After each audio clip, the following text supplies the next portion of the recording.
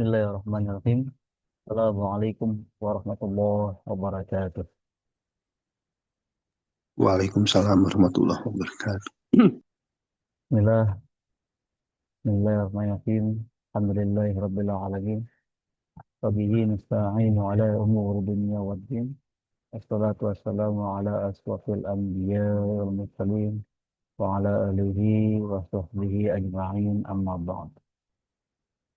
Rabbi shrah li sadri wa yassir li amri wa hlul 'uqdatam min lisani yafqahu qawli. Ya Fattah ya Alim ya Razzaq ya Karim. Tahlana Subhanal Arifin. Alhamdulillahirabbil alamin.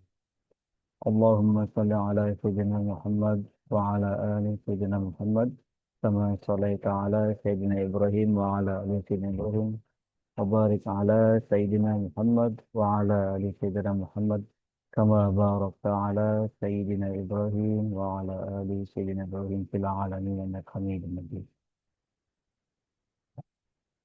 Bismillah, alhamdulillah, marilah kita panjatkan puji syukur kehadirat Allah Subhanahu wa taala yang telah melimpahkan nikmatnya, karunia-Nya kepada kita semuanya. Sehingga kita masih diberikan kemudahan untuk beribadah, beramal soleh dan menuntut ilmu di malamnya insya Allah barakah ini.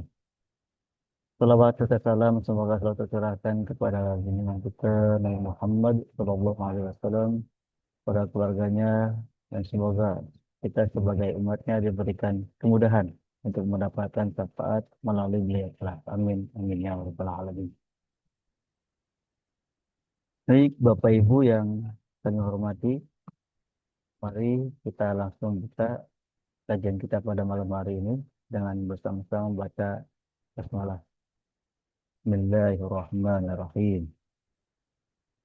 Pada malam hari ini kita akan membahas sesuatu yang Masya Allah gitu kan ya, yaitu tentang membangun keluarga yang sakinah.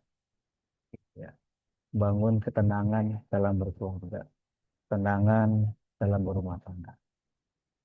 Masih bersama ini Yayasan Al-Falah Rumah Hijrah dengan guru kita Ustazah Hikmah sudah bergabung.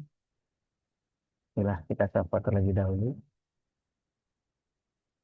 Assalamualaikum Ustazah. Waalaikumsalam warahmatullahi wabarakatuh, Kang Adib. Alhamdulillah. Gimana kabarnya ya Ustazah? Sehat? Alhamdulillah sehat. Kang Adib sehat ya? Alhamdulillah. Insya sehat. Alhamdulillah. Bapak Ibu semoga selalu dalam keadaan sehat dan selalu dalam lindungan Allah Subhanahu wa taala. Amin amin Amin, ya rabbal amin, alamin. amin, ya Rabbal alamin. Baik, itulah sambil menunggu peserta yang lain masuk, mungkin kita langsung mulai saja untuk kajiannya saja. Enggak, Ya, enggak. pada guru kita berhormat Raja Hikmah untuk penyampaian materinya kami persilahkan. Baik, terima kasih Kang Adib. Bismillahirrahmanirrahim. Assalamualaikum warahmatullahi wabarakatuh. Waalaikumsalam warahmatullahi Bismillahirrahmanirrahim. wabarakatuh. Alhamdulillahirrahmanirrahim. Wabihi nasta'in wa ala umuri dunya waddin. Wassalatu wassalamu ala ashrafil anbiya wa imamil mursalin. Sayyidina wa maulana Muhammadin wa ala alihi wa sahbihi ajmain. Rabbi syrah li sadri wa yassir li amri. Wahlul uqdatan min lisani yafqahu qawli.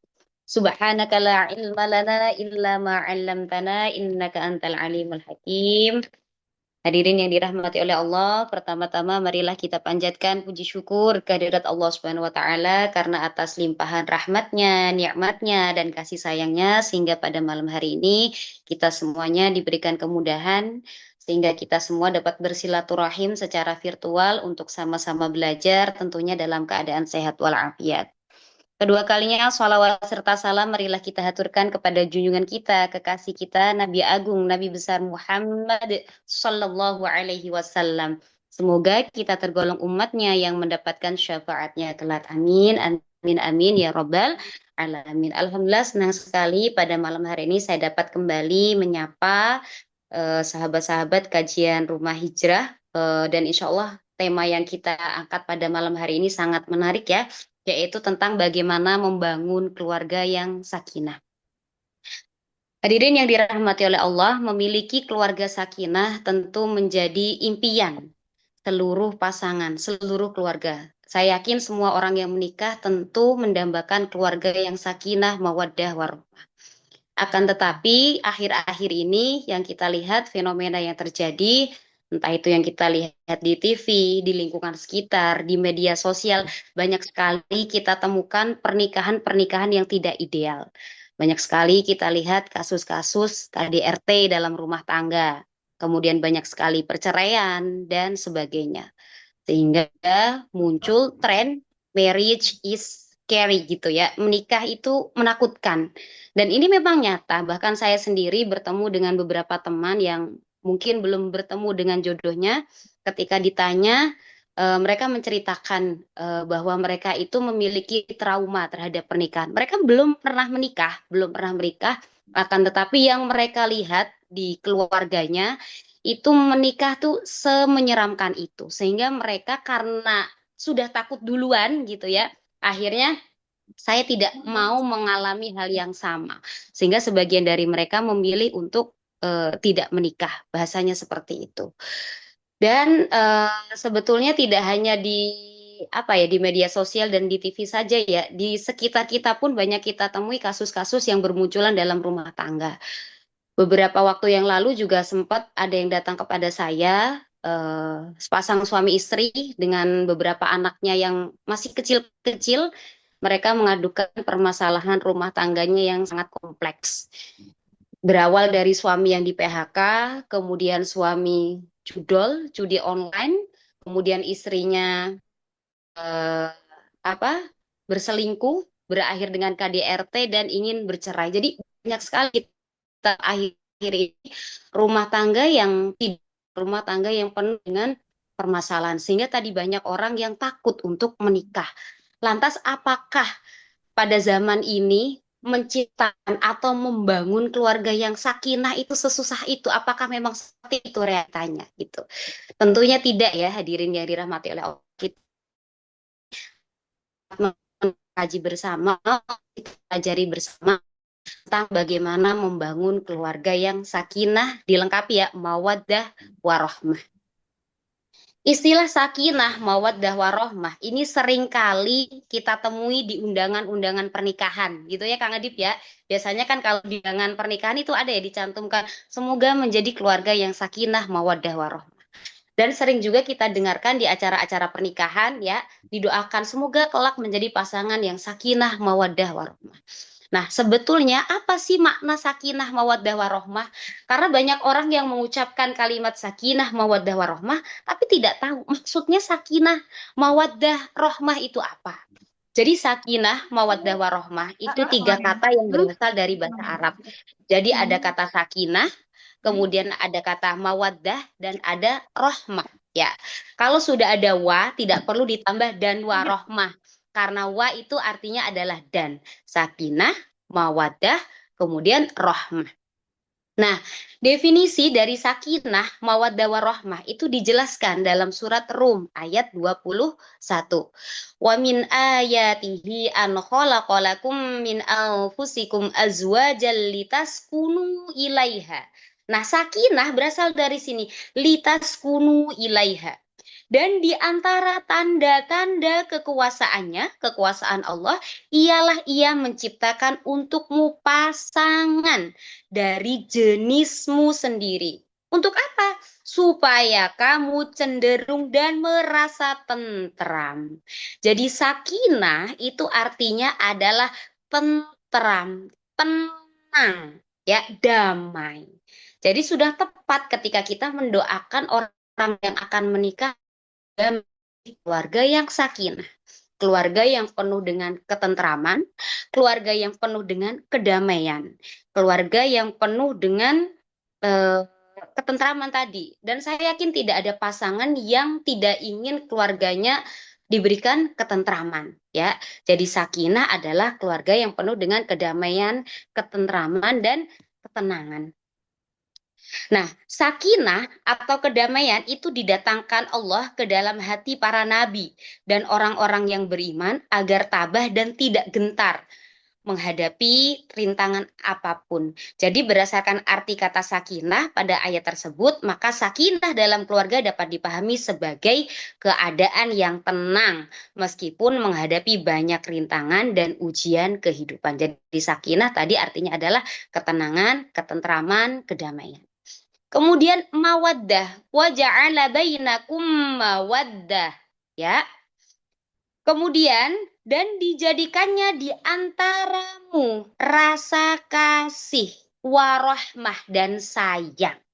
Jadi mawaddah, ini Quraish Shihab, Dr. Quraish Shihab, beliau dalam bukunya Pengantin Al-Quran, beliau menjelaskan bahwa kata mawaddah itu berarti dengan cinta. Nah, istilah ini bermakna bahwa orang yang memiliki cinta di hatinya akan lapang dadanya, penuh harapan, dan jiwanya akan selalu berusaha menjauhkan diri dari keinginan buruk atau jahat.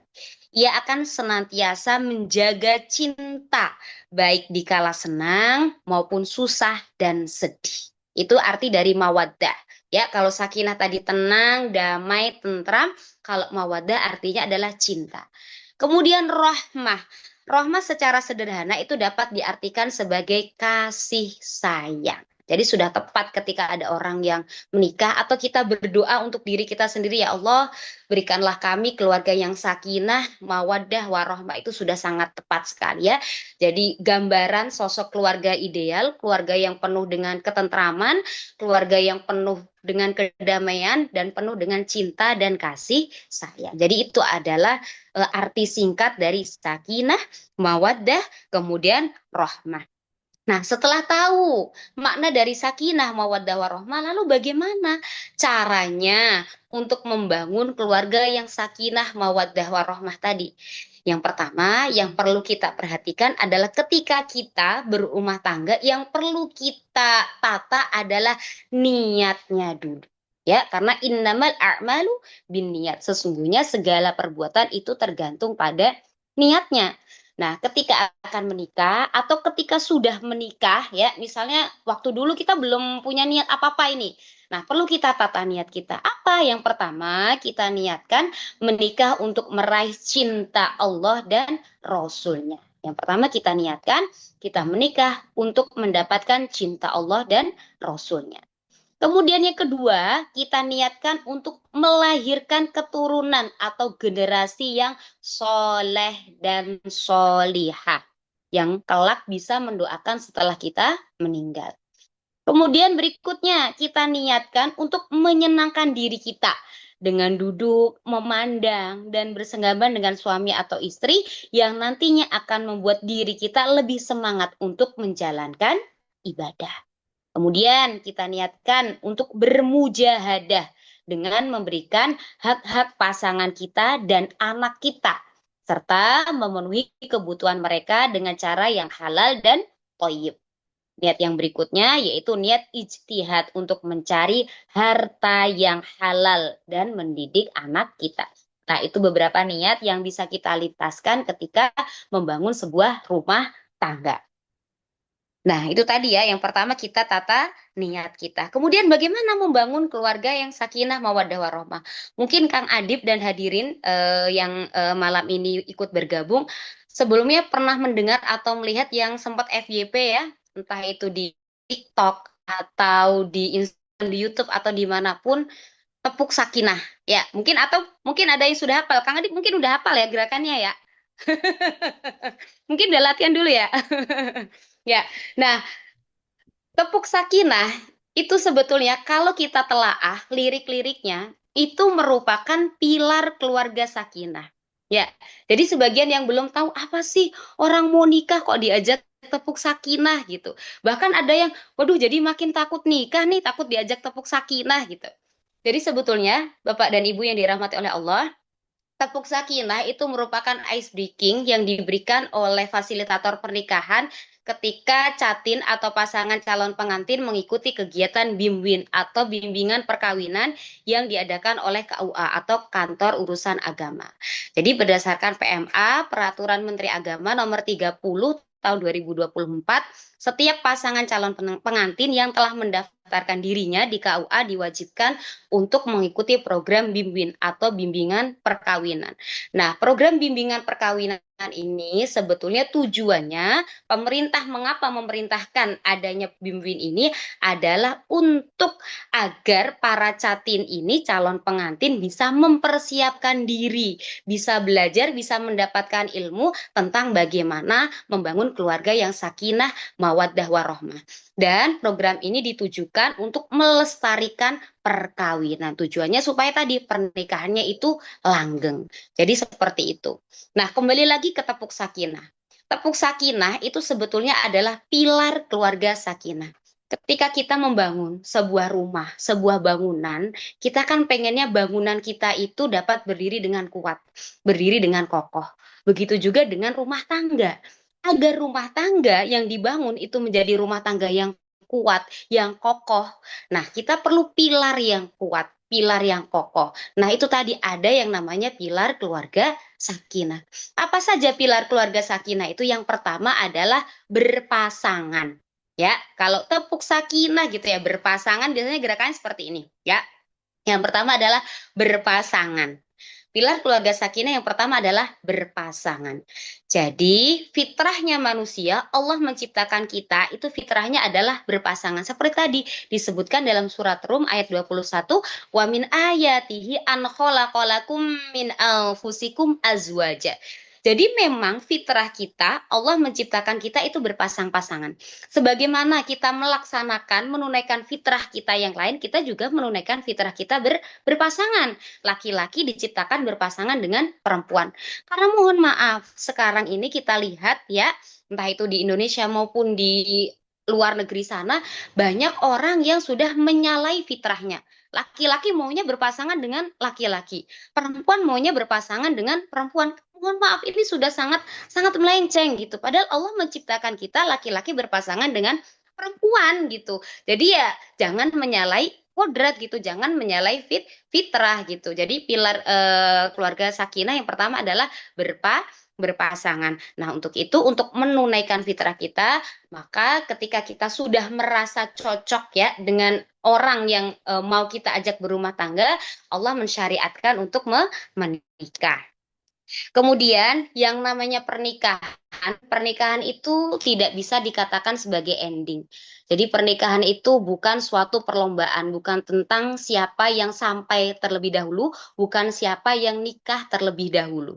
Ya, karena pernikahan bukan sebuah ending. Jadi jangan mentang-mentang teman saya udah nikah, saya mau nikah juga. Tidak seperti itu ya.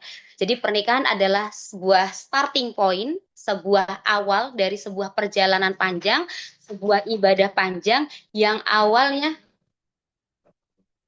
2 orang, kemudian nanti menjadi 3, 4 dan seterusnya. Dan sebaik-baiknya perjalanan adalah perjalanan yang memiliki bekal yang cukup. Kita ketika akan melakukan perjalanan yang jauh, tentu kita akan menyiapkan bekal. Misal kita mau melakukan perjalanan ke Kuningan dan sebagainya, tentu diisi dulu bensinnya, bawa uang, bawa jajan. Tujuannya apa? Tujuannya supaya kita tidak kehabisan bekal di tengah perjalanan. Sama ketika kita akan mengarungi bahtera rumah tangga, ketika akan menikah, kita juga harus memiliki bekal yang cukup. Tidak harus banyak, minimal cukup, sehingga nanti kita tidak kehabisan bekal di tengah jalan. Nah, bekal apa yang perlu kita siapkan ketika kita akan menikah? Yang pertama yang perlu kita siapkan adalah ilmu. Jadi sebelum menikah, ya ada ilmu-ilmu yang perlu kita kuasai terlebih dahulu. Ilmu apa? Yang pertama dan yang paling utama adalah ilmu agama, ilmu keislaman. Nah, ilmu agama itu luas sekali ya, meliputi ilmu tentang fikih, ilmu tentang akhlak, dan sebagainya. Nah, sebelum menikah kita harus tahu ilmu-ilmu itu, terutama laki-laki, karena nanti kelak akan menjadi imam, akan menjadi kepala keluarga, dan dia berkewajiban untuk mengajarkan kepada istrinya. Kemudian yang kedua, yang perlu dipelajari adalah ilmu tentang manajemen waktu. Karena menikah tentu akan sangat berbeda dengan sebelum menikah. Jadi setelah menikah, seorang suami atau istri harus pandai-pandai dalam membagi waktunya sehingga tidak ada waktu keluarga yang terkorbankan. Kemudian yang perlu dikuasai lagi adalah ilmu tentang manajemen komunikasi, tentang bagaimana berkomunikasi dengan pasangan. Kemudian ada lagi namanya ilmu parenting, karena yang namanya mendidik itu tidak bisa mendadak. Mendidik anak itu dimulai bukan sejak anak kita lahir, akan tetapi dimulai ketika memilih pasangan. Kenapa ketika memilih pasangan? Karena dalam memilih pasangan, anak yang soleh dan soleha itu tidak dilahirkan dari orang tua yang sembarangan. Ketika kita menginginkan anak yang soleh dan soleha, itu harus diawali dengan orang tua yang soleh dan soleha. Ibu yang nantinya akan berperan sebagai madrasah utama dan ayah akan menjadi kepala sekolah yang baik. Nah, kepala sekolah yang baik dan bersinergi dengan madrasah yang baik nantinya insya Allah akan menghasilkan generasi untuk menghasilkan generasi yang baik sebagai orang tua harus memiliki ilmu yang cukup tentang parenting, tentang bagaimana mendidik anak-anaknya. Kemudian yang perlu dikuasai lagi adalah ilmu tentang kesehatan reproduksi, kehamilan, dan sebagainya. Kemudian yang tidak kalah penting adalah ilmu tentang manajemen keuangan. Karena banyak sekali masalah rumah tangga itu bermunculan karena masalah finansial. Ya, beberapa juga yang datang menceritakan kondisi rumah tangganya yang hampir di ujung tanduk itu juga berasal dari masalah finansial. Untuk itu, sesudah menikah gitu ya, masing-masing dari suami dan istri harus menguasai ilmu finansial, bagaimana memanage keuangan dengan baik ya. Jadi yang pertama tadi harus menguasai beberapa ilmu tadi. Kemudian diluruskan niatnya, seperti tadi yang sudah disebutkan ya tentang bagaimana kita melintaskan niat ketika akan menikah. Itu yang pertama. Jadi pilar keluarga sakinah yang pertama adalah zawaj atau menikah. Kemudian yang kedua, pilar keluarga sakinah yang kedua adalah janji kokoh atau dalam bahasa Arabnya mitsaqon ghalidho. Ketika sepasang suami istri menikah, ketika suami mengucapkan ijab ya, kemudian ijab kabul gitu ya, sesungguhnya itu kita tidak hanya eh, berjanji dengan pasangan kita, akan tetapi kita juga berjanji dengan keluarganya dan berjanji di hadapan Allah. Ketika kita sudah berjanji, maka kita memiliki kewajiban untuk menepati janji kita. Jadi kalau sudah berjanji, kita harus menepati janji kita. Nah, kita harus memegang komitmen. Karena mohon maaf, sekarang ini, di zaman ini banyak sekali kita lihat bermunculan fitnah di mana-mana. Banyak sekali kasus-kasus perceraian, banyak sekali kasus-kasus perselingkuhan, karena tadi masing-masing dari pasangan tidak memegang komitmennya. Ketika sudah menikah, ya sudah, itu pasangan saya berkewajiban untuk memegang janji saya kepada pasangan saya. Dan yang perlu diperhatikan ketika kita memutuskan untuk menikah adalah menyelesaikan PR di masa lalu. Ya, jadi ada istilah PR di masa lalu. PR di masa lalu ini bisa PR yang berhubungan dengan diri kita sendiri. Contohnya adalah kebiasaan-kebiasaan yang ada pada diri kita yang kurang baik. Contohnya misalnya pada saat sebelum menikah kita memiliki kebiasaan bangun siang atau memiliki kebiasaan yang kurang menjaga kebersihan atau mohon maaf jorok atau misalnya cuek dengan penampilan. Nah, kebiasaan-kebiasaan seperti itu harus kita hilangkan gitu. Kebiasaan-kebiasaan yang tidak baik yang ada pada diri kita perlahan-lahan kita hilangkan. Kemudian yang termasuk PR di masa lalu adalah misalnya sebelum kita menikah kita memiliki kenangan dengan orang lain gitu. Kita memiliki kisah dengan yang lain. Nah, sebelum menikah usahakan PR itu sudah selesai. Sehingga ketika menikah kita tidak membawa permasalahan ke dalam pernikahan kita. Karena yang namanya pernikahan itu nantinya tidak akan berjalan mulus-mulus saja. Sama ketika kita melalui sebuah jalan. Jalan itu tidak lurus. Ada kalanya berkelok, naik turun. Ada kalanya kita menemui batu. Ada kalanya kita menemui lubang di jalan. Nah, sama dalam rumah tangga seperti itu. Jadi ketika kita merasa masih punya PR di masa lalu, usahakan kita selesaikan PR di masa lalu itu agar kita tidak membawa masalah baru di dalam rumah tangga kita. Ya, itu yang kedua tadi ya, janji kokoh. Kemudian pilar keluarga sakinah yang ketiga yaitu muasyarah bil ma'ruf ya, yaitu berbuat tangan kita.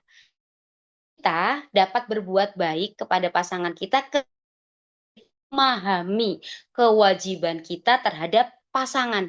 Jangan hanya menuntut hak saja tanpa melaksanakan kewajiban. Suami harus mengetahui kewajibannya terhadap istri, begitu juga istri harus mengetahui kewajibannya terhadap suami. Lalu apa kewajiban seorang?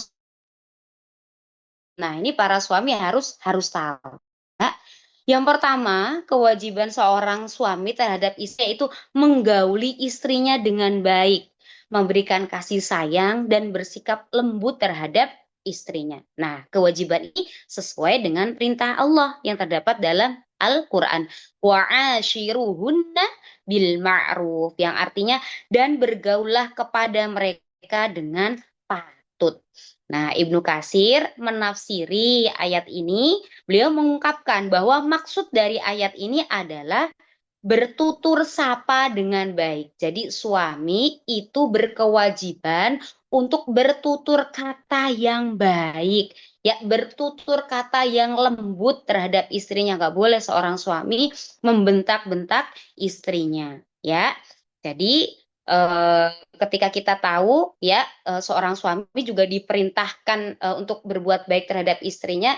Jadi suami tidak hanya menuntut istrinya baik atau berkata lembut terhadap mereka, tapi mereka juga harus berbuat baik, harus bertutur kata lembut terhadap istrinya. Disebutkan juga dalam sebuah hadis, khairukum li ahlihi wa ana khairukum li ahli. Sebaik-baik kalian adalah yang paling baik perlakuan kalian kepada istrinya, sedangkan aku adalah orang yang paling baik kepada istriku di antara kalian. Dan Nabi Muhammad SAW adalah sosok suami ideal yang bisa kita jadikan contoh sebagai bisa dijadikan teladan sebagai contoh sosok suami yang ideal. Itu yang pertama. Kemudian yang kedua, seorang suami berkewajiban untuk tidak melalaikan nafkah wajib bagi istrinya. Salah satu kewajiban suami yang juga penting adalah memberikan nafkah bagi istrinya dan juga keluarganya. Nah, nafkahnya berupa nafkah zahir, contohnya berupa sandang, papan, dan pangan. Suami juga berkewajiban untuk mendidik istri agar tidak jatuh dalam durhaka dan pembangkangan, terutama dalam syariat Allah. Itu yang kedua. Kemudian yang ketiga, seorang suami berkewajiban untuk mengajarkan kepada istrinya tentang hal-hal yang wajib diketahui dalam Islam. Nah, dalam syariat Islam ada hukum-hukum yang setiap muslim itu wajib untuk mengetahuinya. Seperti hukum tentang tata cara bersuci, ya, tata cara berwudu, tata cara mandi besar, tata cara sholat. Nah, seorang suami harus tahu gitu supaya nanti kelak setelah menikah dia bisa mengajarkan kepada istrinya. Bagaimana mungkin seorang istri bisa mengajarkan kepada istrinya kalau dirinya sendiri tidak tahu gitu. Nah, bagaimana caranya agar tahu? Bisa belajar, bisa mencari guru yang tepat agar bisa mengajarkannya.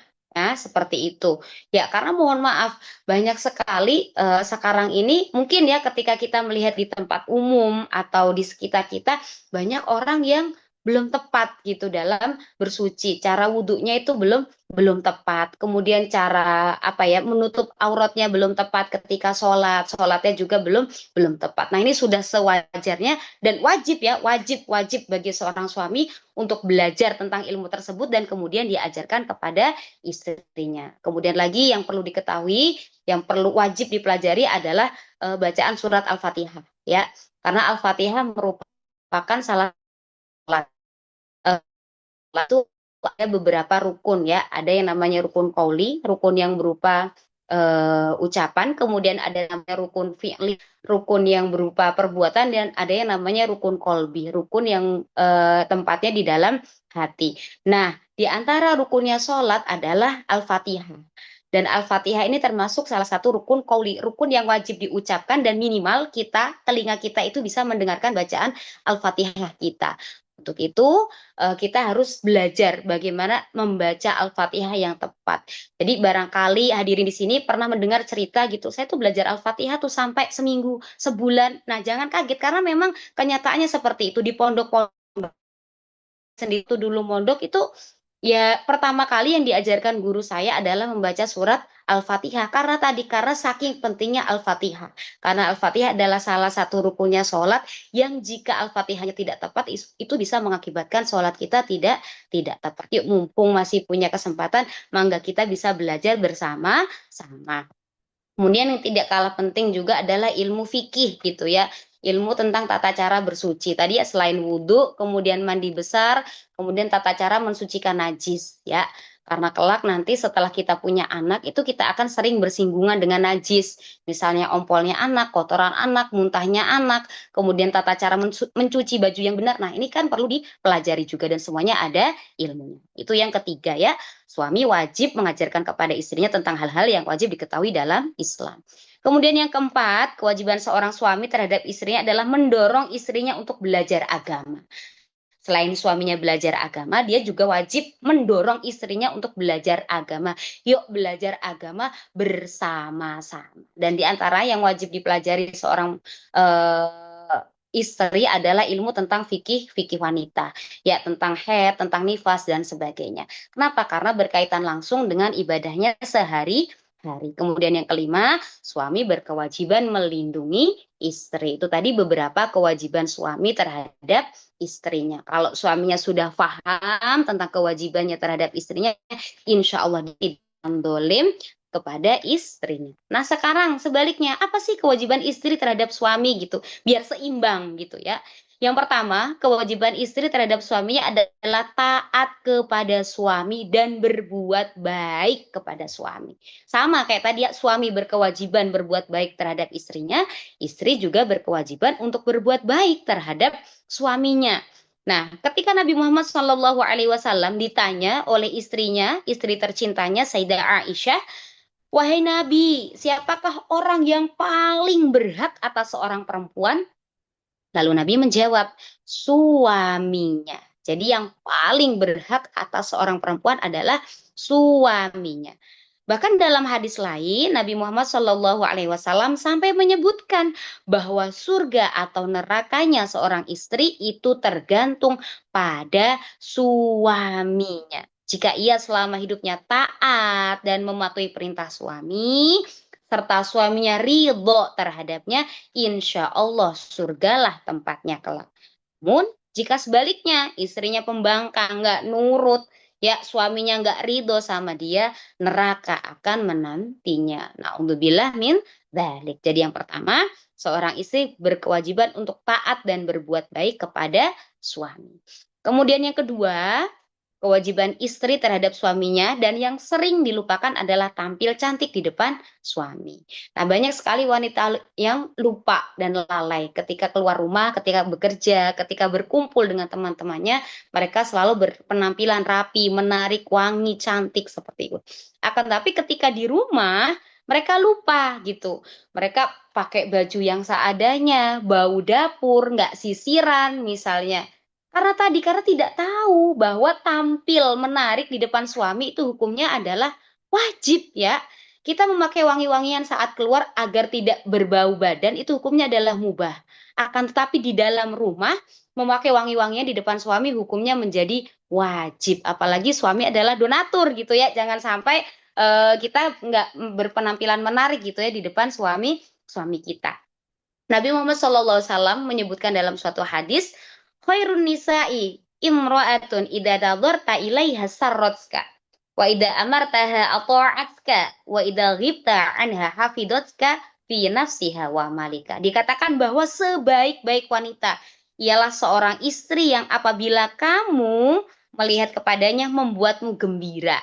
Ya, gimana caranya tadi? Dengan berpenampilan menarik di depan suami, pakai baju yang bagus, dandan, memakai wangi-wangian biar suaminya tuh betah di rumah.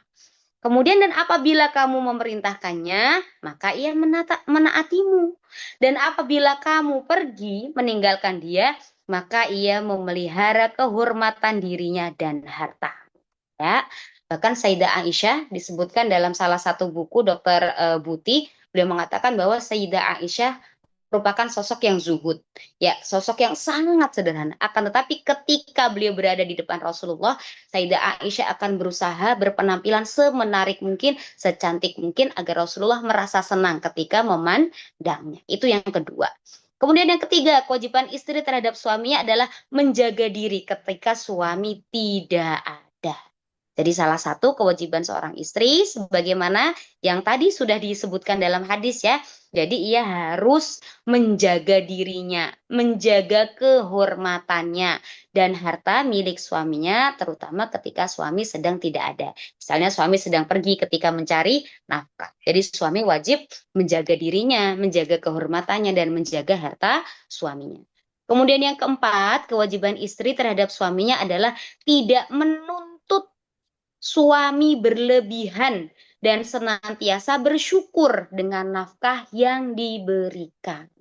Jadi seorang istri tidak boleh menuntut sesuatu di luar kemampuan suami, menuntut yang macam-macam, ya. Salah satu adab dari istri yang soleha adalah dia tidak menuntut yang berlebihan dari suaminya. Jadi ia mengerti betul kesulitan suaminya, ia mengerti betul jerih payah suaminya ketika mencari nafkah. Oh, suamiku tuh kasihan bekerja dari pagi sampai sore. Ya, ketika kita tahu suami kita pontang-panting mencari nafkah untuk kita, salah satu adab istri yang soleh tidak menuntut sesuatu di luar kemampuan suami. Kalau suaminya mampu, silahkan saja. Tapi yang tidak diperbolehkan adalah menuntut sesuatu di luar kemampuan suami. Ya, dan kita harus merasa bersyukur dan berterima kasih atau diberikan suami kepada kita. Ya, disebutkan dalam suatu hadis, la yanzurullah ila imra'atin la tashkuru li zawjiha wa hiya la tastaghni anhu.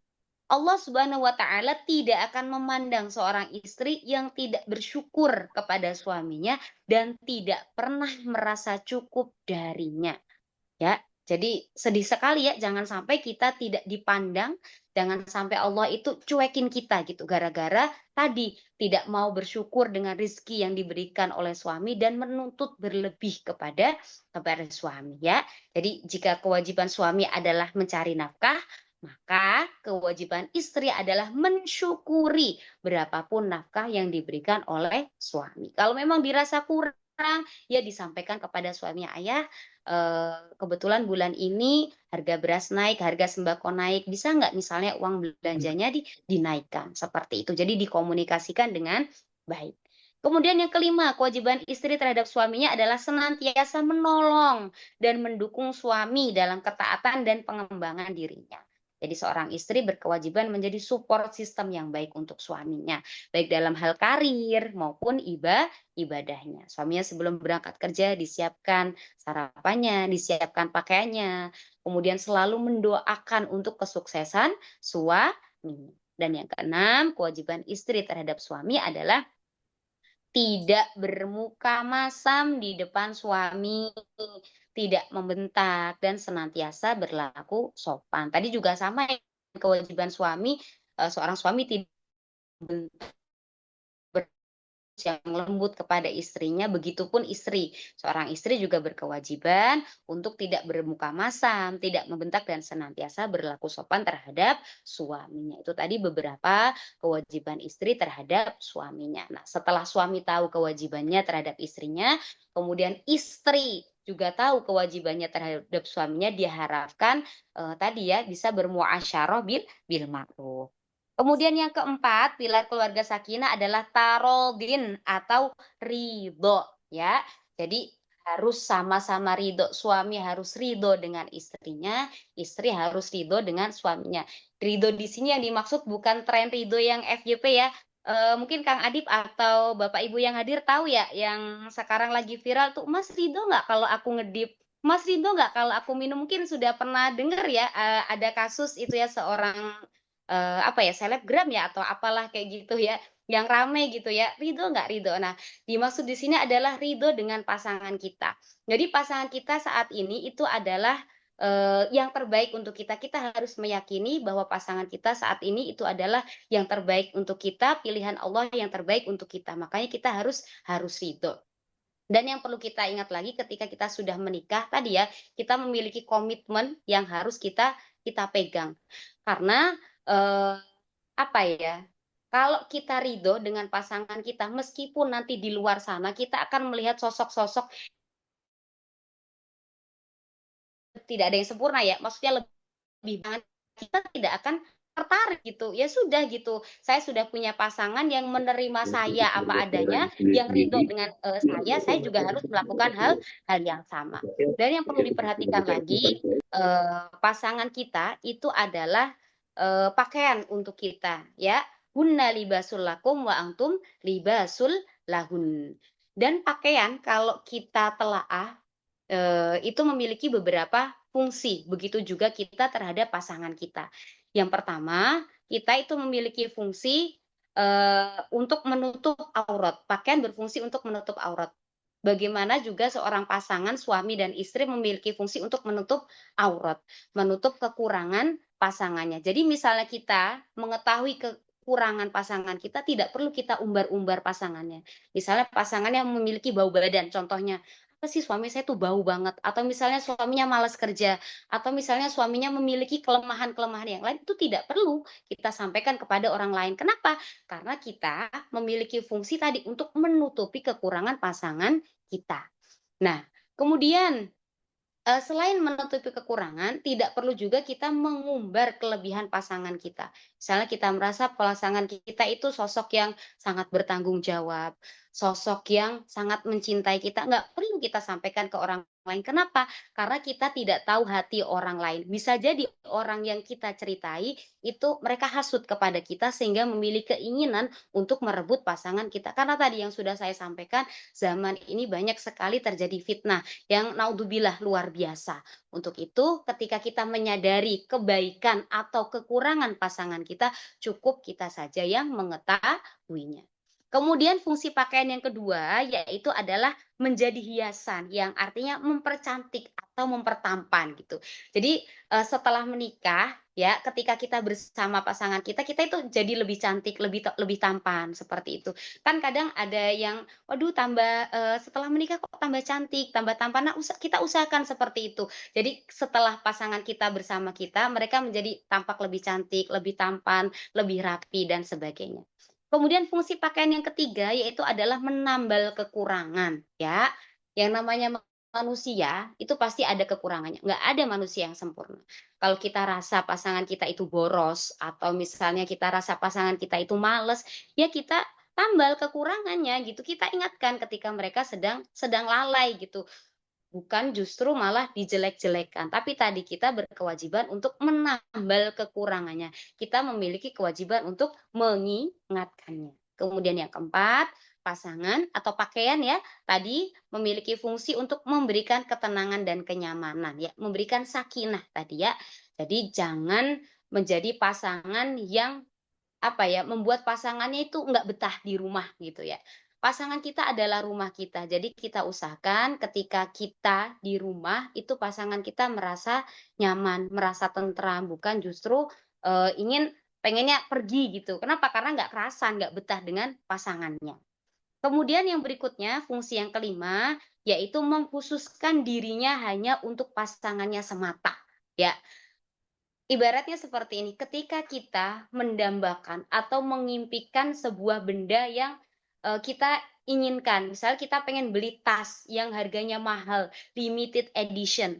Ketika kita sudah mendapatkannya, tentu kita kan tidak rela kalau benda itu dipinjam orang lain ya, atau, kita bagi-bagikan ke orang lain. Kenapa? Karena kita sudah susah payah untuk mendapatkannya. Begitu juga dengan pasangan.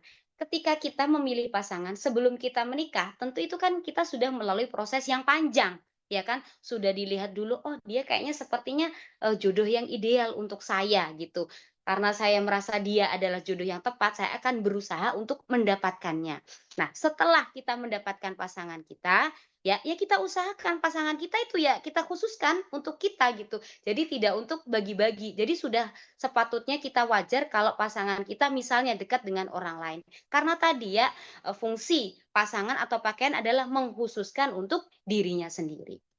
Kemudian yang berikutnya yang keenam adalah memuliakan ya. Fungsi pasangan adalah untuk memuliakan pasangannya. Dan, berikutnya yang terakhir adalah fungsinya adalah untuk melindungi. Jadi itu adalah beberapa fungsi, pasangan ya, suami untuk istri atau istri untuk suaminya. Jadi hunna libasul lakum wa antum libasul lahun. Kemudian pilar keluarga sakinah yang terakhir yaitu musyawarah ya, musyawarah ya, kalau ditepuk sakinah kan musyawarah untuk sakinah. Jadi musyawarah dalam rumah tangga itu sangat penting sekali ya. Di sini maksudnya musyawarah adalah bagaimana kita membangun komunikasi yang baik dengan pasangan kita. Karena komunikasi itu sepenting itu. Jadi ada istilah namanya keran komunikasi. Di rumah tentu kita memiliki keran. Ya, ketika keran yang ada di rumah kita itu mampet, itu kan akan menimbulkan masalah. Kita nggak bisa nyuci baju, nggak bisa nyuci piring, ya nggak bisa mandi, dan sebagainya. Sama ketika keran komunikasi itu mampet, sesuatu yang awalnya kecil itu bisa menjadi besar. Sesuatu masalah yang awalnya kecil itu bisa menjadi besar. Kenapa? Karena tadi keran komunikasinya mampet. Dan memang, pola komunikasi laki-laki dan perempuan itu berbeda. Untuk itu kita perlu belajar ya, sebagai seorang perempuan, sebagai seorang istri harus mempelajari pola komunikasi, bagaimana berkomunikasi dengan suami, dan suami juga harus mempelajari tentang bagaimana pola komunikasi istrinya. Karena perempuan di mana-mana, termasuk saya, karena saya perempuan ya, itu pengennya dimengerti gitu ya. Karena wanita ingin mengerti sampai ada lagu seperti itu Kang Adip ya. Memang gitu, karena wanita itu maunya dimengerti gitu. Sementara laki-laki kadang mereka itu tidak paham, apa ya, ketika kita itu tidak menyampaikan secara gamblang gitu. Nah, untuk itu agar tidak terjadi miskomunikasi, kita perlu memperbaiki pola komunikasi kita. Jadi sebagai perempuan kita mulai belajar memahami pola komunikasi seorang laki-laki. Oh iya, pasangan saya, suami saya itu nggak paham ketika saya hanya memberikan kode-kode saja. Mulai sekarang saya harus berbicara, berkomunikasi dengan jelas sehingga pasangan saya itu bisa menangkap, bisa memahami apa yang saya sampaikan supaya tidak terjadi salah paham. Kemudian dari pihak suami juga harus sama. Oh iya, perempuan itu di mana-mana maunya dimengerti. Nah, untuk itu mulai sekarang saya harus belajar bagaimana saya mengerti istri saya. Ketika saya menangkap gelagat yang kurang bagus, saya tanya, "Kenapa, Mah? Kenapa, sayang? Lagi nggak enak badan, tah? Ada yang perlu dibantu?" Seperti itu. Supaya keran komunikasinya itu tidak mampet. Karena memang apa ya tadi, sepenting itu komunikasi dan memang rumah tangga itu sebetulnya kebanyakan isinya ngobrol kayak gitu Kang Adip. Rumah tangga itu kebanyakan isinya ngobrol. Jadi setelah kita seharian bekerja di tempat kerja masing-masing ya, setelah kita pulang ketemu dengan pasangan kita, kemudian kita bercerita ya tadi ngobrol. Kadang hanya pengen didengerin aja itu kita sudah merasa merasa lega. Untuk itu tadi ya kita perlu memahami pola komunikasi supaya tidak terjadi miskomunikasi dengan pasangan kita. Nah, itu tadi ya beberapa hal yang perlu kita lakukan, untuk membangun keluarga yang sakinah, keluarga yang penuh dengan, ketenangan, kemudian mawadah penuh dengan cinta dan rohmah dengan kasih sayang. Allahu a'lam bishawab. Mangga barangkali mau, berdiskusi tentang bagaimana membangun keluarga yang sakinah, mawaddah, warahmah. Baik, terima kasih disampaikan kepada guru kita Ustazah Hikmah yang sudah menyampaikan materi yang luar biasa, Masya Allah. Kita lanjut ke sesi berikutnya, yaitu diskusi dan tanya jawab. Maka seperti biasa, barangkali ada yang ditanyakan, Bapak Ibu bisa tuliskan di kolom chat Zoom atau bisa juga menyampaikan langsung dengan mengaktifkan mikrofon. Mangga Bapak Ibu.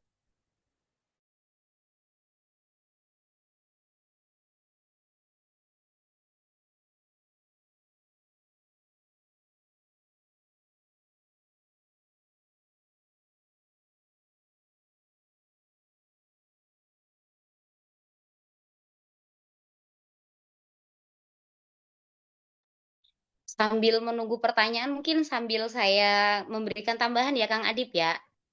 Iya, Boleh? Ustazah. Boleh, Oke, mangga. baik. Oke, jadi sebetulnya pembahasan tentang pernikahan itu luas sekali Kang Adip. Jadi ada kajian pranikah. Nah, di kajian pranikah itu nantinya itu akan dibahas gitu tentang bagaimana mencari pasangan yang baik. Nah, Kang Adip nih nanti bisa ikut kajian pranikah gitu ya. Bagaimana apa ya, memilih pasangan yang baik. Nanti dibahas juga tentang wali gitu, tentang mahar dan sebagainya. Kemudian setelah menikah ya ada namanya, bagaimana membangun keluarga yang sakinah. Karena setelah mendapatkan pasangan itu kan tidak lantas berhenti gitu, "Ah, udahlah udah menikah," gitu. Yang lebih penting adalah bagaimana merawat ya, merawat, cinta itu agar cinta itu terus ada gitu. Karena kan kadang ada orang, yang merasa jenuh gitu dengan hubungannya, merasa jenuh dengan pernikahannya. Nah, itu kan perlu dicarikan solusi, perlu dicari ilmunya bagaimana agar pernikahannya itu terus tumbuh, cintanya itu terus tumbuh dan tidak bosan dengan pasangannya. Nah, sedikit cerita mungkin Bapak Ibu, karena sekarang saya kan bertugas di KUA, Kantor Urusan Agama, dan hampir setiap hari saya itu bertemu dengan orang yang akan menikah. Ada juga yang datang ke KUA untuk mengkonsultasikan permasalahan rumah tangganya. Ada juga yang bertanya, ada juga yang, minta dibantu gitu untuk diselesaikan permasalahannya. Contohnya tadi yang datang dengan permasalahan ingin cerai dengan suaminya. Ada yang karena faktor ekonomi tadi, ada yang karena tadi suaminya tidak mau bekerja gitu. Nah, untuk itu, untuk mengantisipasi, hal-hal seperti itu penting bagi kita untuk senantiasa belajar gitu, belajar tentang, bagaimana membangun rumah tangga yang baik gitu. Nah, Kang Adip gimana sudah bertemukah dengan, sosok yang siap untuk membangun rumah tangga? Insya Allah Ustazah. Insya Bismillah. Allah. Bismillah ya Kang ya. Kita belajar dulu ya Kang ya, sambil berjalan gitu ya, sambil belajar. Betul, Bismillah. Sambil jalan belajar dulu. Masya Allah. Insya Allah semoga dimudahkan ya niat baiknya. Amin ya Allah.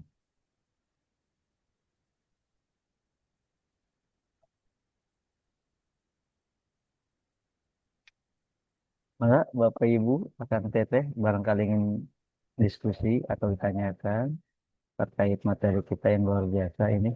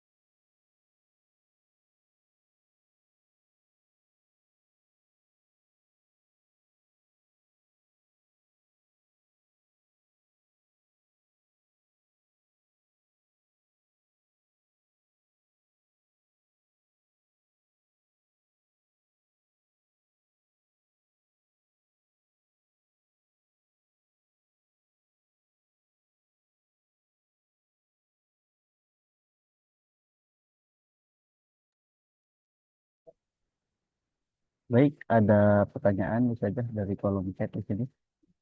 Assalamualaikum warahmatullahi wabarakatuh. Waalaikumsalam. Izin Ustazah, fenomena sekarang banyak yang cerai karena faktor ekonomi. Apakah itu termasuk ujian dalam pernikahan? Bukankah nikah salah satu pembuka pintu rezeki, tapi banyak yang cerai karena faktor ekonomi. Sama sekarang banyak yang memutuskan untuk tidak nikah atau menjadi siswi, alasannya berat nanti kalau udah ada anak dan masih menanggung keluarga yang lain. Gitu. Kalau seperti ini hukumnya seperti apa ya Ustazah? Oke, baik, Masya Allah. Pertanyaan menarik sekali ya, Kang Adip ya. Ya, Waalaikumsalam warahmatullahi wabarakatuh. Terkait fenomena yang banyak cerai karena faktor ekonomi. Ya, betul. Banyak ya. Beberapa yang datang ke kami, ya, itu rata-rata yang ingin cerai itu disebabkan karena faktor ekonomi. Apakah itu termasuk ujian dalam pernikahan? Betul. Itu termasuk salah satu ujian dalam pernikahan. Karena tadi disebutkan di awal yang namanya perjanjian adalah perjalanan pernikahan itu tidak lepas dari yang namanya ujian dan ujian itu bermacam-macam, mulai dari yang ringan, sedang, bahkan yang berat. Bukankah nikah salah satu pembuka pintu rizki, tapi banyak yang cerai faktor ekonomi? Betul, menikah adalah salah satu pembuka rizki. Akan tetapi dalam menjalani pernikahan itu kan kita juga harus berikhtiar, tidak serta-merta setelah menikah itu langsung apa ya, rezeki datang sendiri. Betul, Allah telah menciptakan rezeki untuk kita gitu. Akan tetapi yang perlu kita lakukan adalah bagaimana kita menjemput rezeki tersebut, bagaimana kita mengikhtiari mencarikan rezeki yang halal untuk keluarga kita.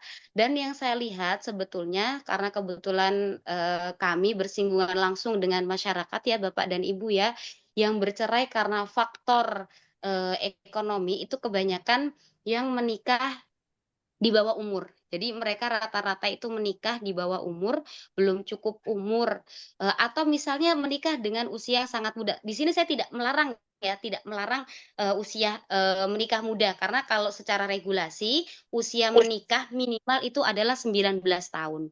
Jadi ketika sudah 19 tahun, maka sudah bisa diterima, dan bisa mendapatkan, buku nikah gitu, karena memang sudah memenuhi usia minimal menikah. Kalau memang sudah siap silahkan silahkan menikah. Jadi yang saya lihat memang, beberapa kasus yang terjadi yang menikah, yang hampir bercerai karena faktor ekonomi karena tadi, mereka itu secara bekalnya itu belum cukup. Bekal apa? Tadi yang sudah disampaikan, yang pertama adalah bekal ilmu agama. Ketika mereka mengetahui ilmu agama, tentu mereka itu tidak akan mudah melakukan hal-hal yang bertentangan dengan syariat. Contohnya tadi, kenapa? Karena banyak yang judi online. Ketika dia tahu bahwa hukum berjudi itu adalah haram, maka mereka tidak akan sampai terjerumus atau ikut-ikutan dalam tadi judol atau judi judi online sehingga duitnya habis. Ya, jatah yang harusnya jatah untuk belanja istrinya, uangnya dihabiskan untuk judi judi online. Nah, akhirnya karena istrinya merasa tidak mendapatkan haknya, ya, yang berawal dari judol tadi ya, istrinya tidak mendapatkan haknya, istrinya mengeluarkan kata-kata yang kasar. Suaminya nggak terima. Karena suaminya nggak terima, akhirnya KDRT. Setelah KDRT, istrinya ngerasa nggak aman. Akhirnya dia mencari pelampiasan di luar. Ya, akhirnya tadi terjadi perselingkuhan. Nah, puncaknya tadi mereka mendatangi kami karena tadi istrinya merasa tidak sanggup dan akhirnya ingin ingin bercerai tadi. Nah, untuk itu salah satu hal penting yang perlu dipertimbangkan, ketika kita menikah adalah tadi, yang pertama memilih pasangan ya, harus ada sih sebenarnya kajian pranikah gitu ya, bagaimana mencari pasangan yang tepat gitu ya. Kemudian tadi ya harus punya ilmunya tadi, ilmu agama, kemudian ilmu tentang manajemen waktu, parenting, dan sebagainya. Ya, kemudian tadi ya terkait child free ya, sama sekarang banyak yang memutuskan untuk tidak menikah atau child free menikah tapi nggak mau punya anak gitu ya. Alasannya berat, nanti kalau ada anak masih menanggung keluarga yang lain. Nah, salah satu fitrah kita sebagai manusia adalah berpasangan. Tadi sudah disebutkan dalam surat Rum ya, ayat 21, "Wa min ayatihi an khalaqalakum min anfusikum azwaja," gitu. Jadi salah satu fitrah kita sebagai manusia adalah berpasang-pasangan. Sebagaimana kita menunaikan fitrah kita yang lain, ya kita tunaikan juga fitrah kita untuk berpasangan gitu. Setidaknya kita sudah ada ikhtiar gitu ya untuk menjemput pasangan kita. Kalaupun misalnya, mohon maaf, belum bertemu pasangan yang belum bertemu dengan pasangan, tapi bukan dari pilihan kita, memang nggak mau nikah gitu, enggak ya, itu beda lagi gitu, beda cerita gitu. Nah, kalau memilih child free, nah tujuan kita untuk menikah di antaranya adalah tadi ya, niat kita menikah selain untuk beribadah, selain untuk mendapatkan ridho dari Allah dan Rasulullah, adalah untuk melahirkan generasi yang soleh dan solehah gitu. Jadi kalau niatnya nikah tapi child free, berarti kan tidak sesuai gitu dengan apa yang diajarkan oleh Allah dan diperintahkan oleh Allah dan diajarkan oleh Rasulullah Shallallahu Alaihi Wasallam. Kalaupun memang dirasa belum siap untuk menikah, itu bisa mengikuti program KB. Jadi dalam Islam, hukum KB juga dibahas gitu. Jadi ada istilahnya tandimun nasl, ya tandim, menertibkan keturunan. Jadi memang kalau sekiranya dirasa belum siap, ya nggak apa-apa bisa diatur. Akan tetapi kalau dari BKKBN, jadi biasanya kalau di program BIMWIN, bimbingan perkawinan, itu selain ada materi keislaman dari fasilitator pernikahan, itu nanti ada pemateri dari BKKBN atau penyuluh KB. Nah, kalau dari penyuluh KB sendiri itu sebetulnya tidak menganjurkan orang yang baru menikah langsung ber-KB gitu, tidak. Tapi sebetulnya itu apa ya, tergantung dari kesiapan pasangan masing-masing. Kalaupun memang dirasa belum siap, ya bisa ditunda dulu untuk memiliki anak, tapi tidak dengan child free. Jadi bahasanya adalah tandimun nasl, ditertibkan gitu ya keturunannya. Jadi dengan cara ber-KB gitu, yang tidak membahayakan suami maupun istrinya. Seperti itu ya, Bapak Aditya Cahyadi, semoga bisa menjawab. Ya, ini langsung saya jawab aja Kak Kang Adip? Boleh Ustazah, mangga. Ya, oke. Baik, ini dari Pak Imam ya, izin bertanya Kak, berapa hari batas diem-dieman antara suami dan istri? Ya kalau bisa jangan lama-lama gitu ya. Nah, kalau misalnya memang dirasa, apa ya, sedang tidak sreg gitu ya, tidak apa ya, ada masalah dengan suami dan istrinya, itu cukup diem-diemannya di dalam kamar aja gitu, jangan sampai anak itu sampai sampai melihat gitu. Jadi, ya baik-baik saja kalau memang butuh diem, butuh mencari ketenangan, ya boleh, tapi jangan lama-lama. Caranya bagaimana tadi? Caranya dengan diobrolkan, karena kalau menurut saya diem-dieman itu tidak menyelesaikan masalah gitu. Ya, jadi yang ada adalah menambah masalah. Kalau memang dirasa ada masalah, ada yang tidak beres, ya kita sampaikan dengan pasangan kita gitu. Ditanya gitu, "Kenapa?" gitu. "Apa? Ada yang salah tah?" gitu. Kalau memang ada yang salah, yuk diobrolin bareng-bareng, diselesaikan bersama-sama. Karena yang namanya diem-dieman itu, eee, apa ya, kalau dibiarkan ya nanti nggak selesai-selesai gitu, nggak ketemu akar masalahnya di mana, sehingga tidak ditemukan solusinya di mana, seperti itu, ya. Kemudian, oh Bu Susiana, oh sinyalnya mohon maaf ya Ibu ya, sekarang suaranya sudah kedengeran belum Bu? Kemudian ini Mbak admin, Afwan Ustazah izin bertanya terkait penggunaan KB dalam Islam. Tadi sudah sempat saya singgung ya, KB itu ada istilahnya tandimun nasl. Jadi hukumnya adalah diperbolehkan. Jadi hukum KB adalah diperbolehkan dengan niat tadi untuk menertibkan keturunan. Ya, karena yang perlu diperhatikan keturunan itu tidak hanya banyak saja, tidak hanya kuantitas saja, tapi diusahakan kuantitas disertai dengan kualitas gitu, keturunan yang banyak tapi yang berkualitas. Kalau memang dirasa belum siap gitu ya, atau karena sebab-sebab tertentu, misalnya dokter melarang jangan punya anak dulu Bu karena faktor kesehatan dan sebagainya, boleh silahkan. Silahkan menggunakan KB, dan KB juga bermacam-macam ya, bisa menggunakan pil, suntik, dan sebagainya. Yang tidak boleh itu adalah tahdidun nasl, yaitu memotong keturunan atau memutus keturunan kecuali dengan sebab-sebab tertentu gitu. Banyak yang bertanya kepada saya terkait hukum vasektomi atau tubektomi gitu ya. Jadi dipotong gitu ya, dipotong sehingga tidak bisa memiliki keturunan lagi. Hukumnya bagaimana Ustadzah gitu? Eee, kalau diniatkan untuk memotong keturunan atau memutus keturunan hukumnya adalah haram, nggak boleh gitu. Jadi usahakan jangan diputus, tapi milihnya yang diikat ya. Jadi, mungkin ini, yang dari bidang kesehatan yang lebih tahu ya.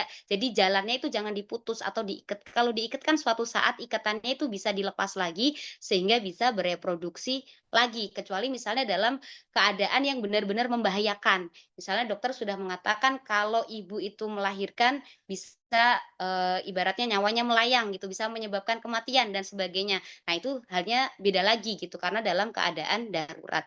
Kalau ditanya hukum KB, hukumnya adalah boleh ya, dengan niat tadi untuk menertibkan, jarak kelahiran antara anak-anak. Karena tadi niatnya itu adalah selain mendapatkan generasi yang, apa ya, keturunan yang banyak yang soleh dan solehah, juga keturunan yang berkualitas ya. Jadi yang penting bukan hanya kuantitas saja, tapi juga kualitas. Seperti itu Kang Adip.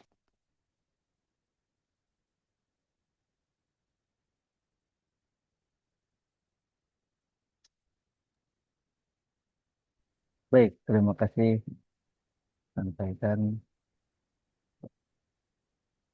Terima kasih disampaikan kepada guru kita, Ustazah Hikmah. Terima kasih juga kepada Bapak Ibu, Kang Teteh, peserta rumah hijrah, kajian rumah hijrah Yayasan Al-Falam Kota Cirebon. Baik, mungkin bisa ditutup dengan closing statement dari Ustazah. Mulai. Baik, terima kasih Kang Adip. Itu tadi adalah sharing ya. Jadi kita bukan mengajari ya, tapi lebih ke sharing tentang bagaimana kita bersama-sama belajar, mengusahakan dan mengupayakan untuk membangun keluarga yang sakinah, mawaddah, warohmah. Nah, di akhir saya mau mengutip Kang Adip, mengutip kalam ya atau pesan dari guru saya Al Habib Abdullah bin Muhammad Baharun. Beliau pernah berpesan seperti ini Kang Adip, kesempurnaan dalam rumah tangga selamanya tidak akan pernah ada. Bahkan pasangan yang terlihat paling bahagia pun tidak terlepas dari masalah. Maka bersyukurlah dan cintai apa yang kamu punya. Karena kehidupan orang lain belum tentu seindah apa yang terlihat mata. Sangat menyentuh sekali ya. Dan semoga apa yang kita pelajari malam ini menjadi ilmu yang bermanfaat untuk kita semua, bukan hanya ilmu yang yang masuk dari telinga kanan dan keluar dari telinga kiri, akan tetapi juga ilmu yang menerangi hati kita, pikiran kita, langkah kita, dan insya Allah menjadikan kita lebih dekat lagi, lebih taat kepada Allah, dan memudahkan kita untuk menjalankan perintah Allah dan menjauhi segala larangannya. Demikian yang dapat saya sampaikan Adib dan Bapak Ibu semuanya. Saya mohon maaf apabila dalam penyampaiannya banyak kekurangan. Allahul muwaffiq ila aqwamit thoriq. Wassalamualaikum warahmatullahi wabarakatuh. Waalaikumsalam warahmatullahi wabarakatuh. Waalaikumsalam warahmatullahi wabarakatuh. Baik, terima kasih kami sampaikan kepada guru kita, Ustazah Hikmah. Insya Allah nanti untuk materinya, rekamannya nanti akan dikirimkan ke grup ya Bapak Ibu. Mungkin tadi ada beberapa yang baru masuk mungkin di pertengahan atau mungkin terkendala sinyalnya gitu kan ya. Sinyalnya lagi ada gangguan mungkin jadi di pertengahan nggak kedengaran atau seperti apa gitu. Insya Allah nanti kami kirimkan untuk materinya, untuk link rekamannya ke grup ya Bapak Ibu seperti biasa. Baik, terima kasih Bapak Ibu. Mohon maaf bila ada kesalahan. Terima kasih dan sampai berjumpa di kajian berikutnya. Kita akhiri bersama-sama dengan membaca hamdalah dan doa kepada majelis. Alhamdulillahirabbil alamin. Subhanakallahumma bihamdik, asyhadu an la ilaha illa anta, astaghfiruka wa atubu ilaik. Sekali lagi kami sampaikan terima kasih dan mohon maaf sebesar-besarnya atas kekurangan kami. Kami akhiri. Assalamualaikum warahmatullahi wabarakatuh. Waalaikumsalam warahmatullahi wabarakatuh. Waalaikumsalam warahmatullahi wabarakatuh. Terima kasih saran dan perbaikan rumah tangga. Insya Allah anak-anak bisa jadi dapat jodoh yang baik-baik. Perempuan dapat jodoh Amin. laki yang soleh. Semoga anak laki-lakiku dapat anak wanita yang soleha dan disiplin, adil, bijaksana, setia dunia akhirat. Amin.